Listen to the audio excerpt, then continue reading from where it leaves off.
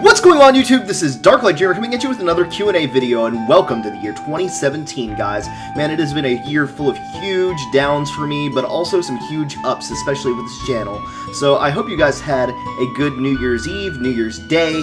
I really didn't do anything for New Year's. Actually, on New Year's Eve, I had to work, also on New Year's Day. But on New Year's Eve, I counted down the minutes to the year 2017 in the break room of my job, since I work overnight, so that wasn't very fun, but I hope you guys had a lot more fun than I did. If you guys have any New Year's resolutions, I would really love to hear what those are. So my question for the week for you would be, what are some of your New Year's resolutions? What are you going to do this year? What's going to be different? What are you going to change? So let me know down in the comments below what you guys have for the year 2017, and I would love to hear that from you guys. So I did go to the movies this week, and I saw 2 movies back to back with my good friend Kilo, which was really unwise of me since I actually worked the night before, and man, I was so tired going to see. I was so excited to see these movies, but I was just so tired. I went to the movies and saw them because I had worked the night before, and then I had to wait until the movie started, which was like at noonish, and then we started watching them until like, I think Rogue One ended at like 4:30. So by then I was like dead. So they were both really cool, though. I really enjoyed them. I'm going to talk to you guys a little bit about them. I'm not going to spoil anything for you guys. I'm not going to say anything about the plot, but I do want to talk to you a little bit about them. First off, Assassin's Creed. I thought Assassin's Creed was actually quite good. Really good, actually. It wasn't perfect, it wasn't amazing, but it was really good. I thought the action-packed scenes were really fun to watch. I thought the feel of the Assassin's Creed games were there in a lot of the parts of the movie. I thought they got a lot of the things from the game right, but I felt like a lot of the parts that were just talking parts that weren't so action-packed, a lot of them seemed to drag on longer than necessary, which would be fine if they were just giving you relevant information. A lot of times they were, but some parts just seemed to drag on and trudge along, and the movie seemed longer than it was for that reason, I think, because you weren't sitting there just watching it intently the whole time. That was the downside of Assassin's Creed. I would probably buy it eventually for collection purposes. It's definitely worth watching, in my opinion. It's not good enough for me to want to buy to watch over and over again, in my opinion, I think. So I wouldn't get a perfect 5 or anything like that. But the Star Wars Rogue One movie, I was admittedly nodding off a lot in this movie because I was so dead tired, but it's not because the movie was boring. The movie was actually really freaking cool. It had that Star Wars budget, it was big and awesome. You had great characters, you had a lot of funny scenes, but you had a lot of action-packed scenes at the same time. It really explained a lot, going through, leading up until the very first movie. You see Darth Vader in there, you see, why the Death Star, had that weakness built in there. It was a really fun and awesome movie to watch. The downside is that there are a couple parts that seem to be, tacked on at the very end that... There was a huge budget movie, except for, a few parts that were obviously not high budget. There were a couple times when you saw a ship, a Star Destroyer in space, and it looked like one of those toys floating through space, they had, the invisible string attached to it. Pew, pew, like a little space drama. There were a couple scenes where it showed a Star Destroyer in space and it didn't seem real. It seemed like a toy. Then you had a couple characters in there, which I understand why they did this. There are a couple characters in there that they did that in CG, which, I understand why, but it was just kind of weird to see. So the characters that they did this for have a very iconic look to them. You could instantly see them and just identify instantly who that person is. Unfortunately, their actors and actresses have aged since the first movies came out, so, there's no way that them now could pull off, that younger them. So, their options were either to A, replace them in the movie, because the characters are very integral to the story. There's no way that they could just not include them. So they have to get somebody else to play them, but then they wouldn't, the audience would not be able to identify who they were by looking at them. And at least one of them, they wouldn't know who they were just by saying the name, because their name isn't what's iconic, it's the look. The other option was this, I guess, to put in a CG version of themselves. I think that's definitely the better choice, but you could definitely tell that they were CG. I mean, CG has come a long way, so it is pretty hard to tell that they are CG, unless they're directly next to a person, or it's the mouth when they talk, or the eyes, it's the tell. So if you're looking right at them, you can definitely tell that they're not a real human being. So I understand why they did that design choice, but it's the first movie I think that did this whole like a CG person right next to human people, and they managed to pull it off pretty well. It was just kind of strange. But yeah, the movie itself was really good. I would definitely recommend you guys watching it. But you guys aren't here to hear me talk about Rogue One or Assassin's Creed or what I did for New Year's Eve. You guys are here to hear some of the answers I have to some of the questions that you guys asked me in the last Q&A video that I posted up in Q&A Friday last week. So let's get right into it. Freak from the channel Frost and Fist says, "My man, you're good people, and I could say I'm honored to have known you and look forward to knowing you better, which is one of my personal goals." Thank you very much, man. I really, really appreciate that. I'm really happy to be such a big part of your life and a big part of your year and your New Year's resolution. So it makes me really happy. He says, "Great video, bro. Thank you very much." I'm really glad you guys watch. It really, really pushes me on. So now for the questions. He actually asked 3, but I think I'm going to take them one at a time. First, he says, "What's your favorite thriller or horror game you've played?" I'm pretty sure that would be Silent Hill. The first one especially. I love the whole Silent Hill series, but I think the first one really is the one that captured my heart. It's the first horror game that I really loved to play. Like it got me into horror. There aren't any other horror games before that really pulled me in. Silent Hill is what really made me fall in love with the genre. I love more psychological horrors, ones that mess with you, ones that make you feel like you're living in kind of a nightmare. Silent Hill definitely delivered that. So, yeah, that's the first one that really got me into horror games. It's one that I still kind of go back and play every once in a while. I wish they would completely remaster Silent Hill, but I don't think Konami is going to touch Silent Hill anymore, especially after that whole fiasco, and I don't know that I would support them, unfortunately. But I can only hope that Hideo Kojima does something Silent Hill-ish pretty soon. But, yeah. I love how in Silent Hill, it's like the whole town and the environment is out to get you, not just, a single person or entity. So, that was pretty awesome. Oh, I almost forgot. Also, Fatal Frame 2. Also a huge fan of that game. I don't know if you guys have played it. It's a Japanese horror game that involves a lot of ghosts, and that is definitely one of the scariest games I have ever played. I was so uncomfortable playing the entire game.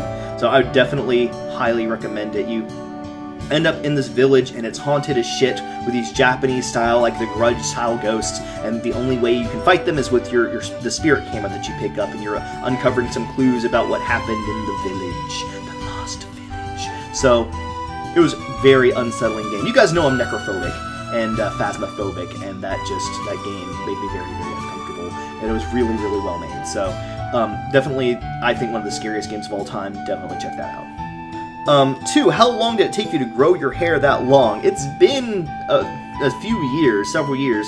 I actually used to have my hair even longer than this, and I had to cut it because I tried to get a job for security. But because I didn't have my own car, they didn't give me the job. I was a shoo-in for the job, but because I didn't have my own car, they wouldn't give it to me.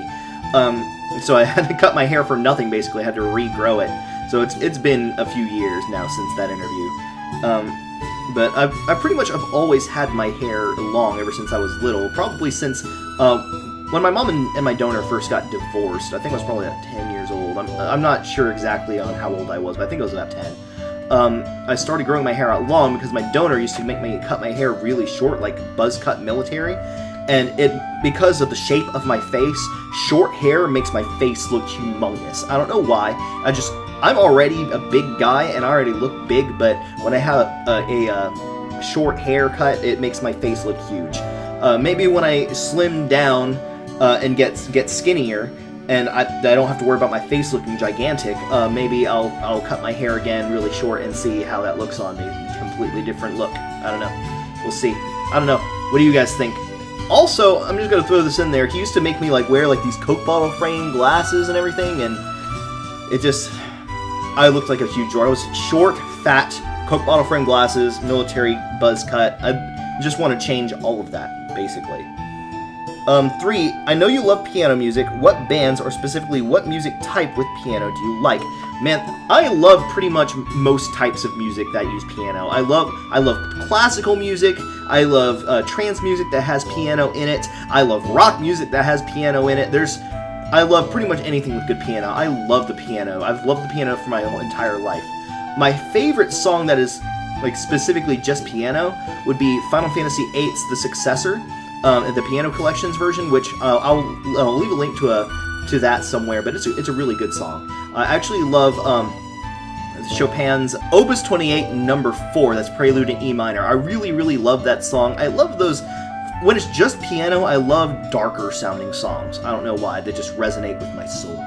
So, there's that. If you guys have never heard the artist Robert Miles, I really highly recommend him. He does trance music, but he integrates piano in this very specific album, Dreamland, a lot, which I'll also link some of those videos down below so you guys can check him out.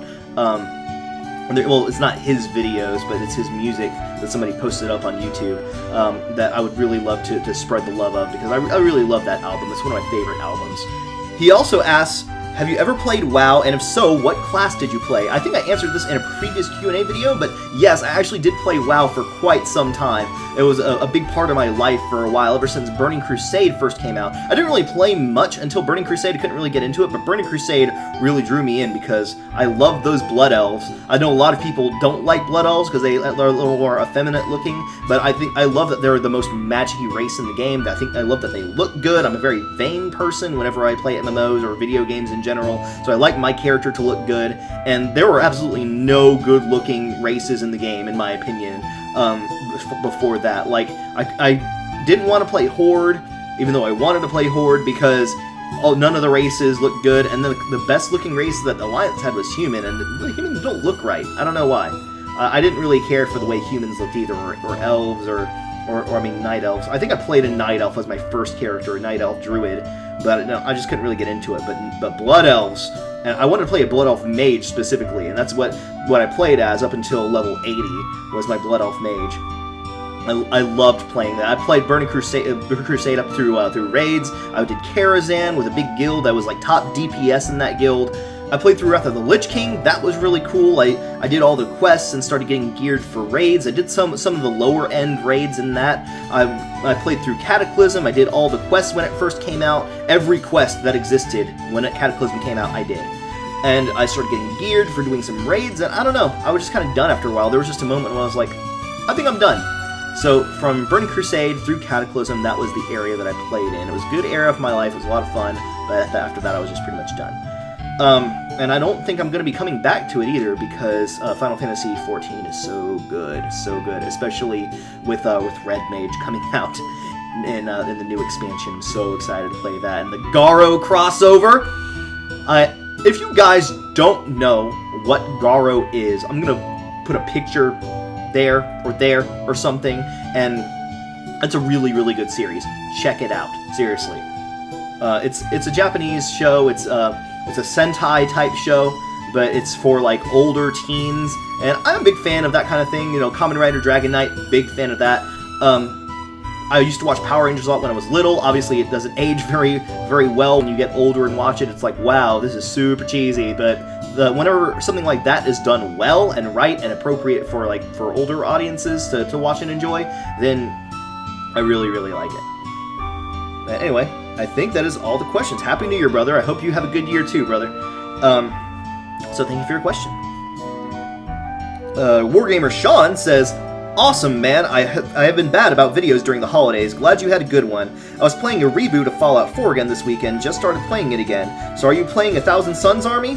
Planning a Thousand Suns Army? Welcome. They have awesome and tragic lore. Take care. I am planning A Thousand Suns Army slowly. Like I said before, Warhammer 40k has been kind of like more on a back burner for now, for meow, because I've been so busy with this channel. I would love to do more Warhammer stuff, but my time is so very limited right now. And what downtime I have, I like to enjoy right now as downtime. I don't want to fill it with other stuff because my downtime seems like it's not enough right now. So I do want to play A Thousand Suns Army, but farther in the future. First, I got to get this Ahriman put together, which I still haven't.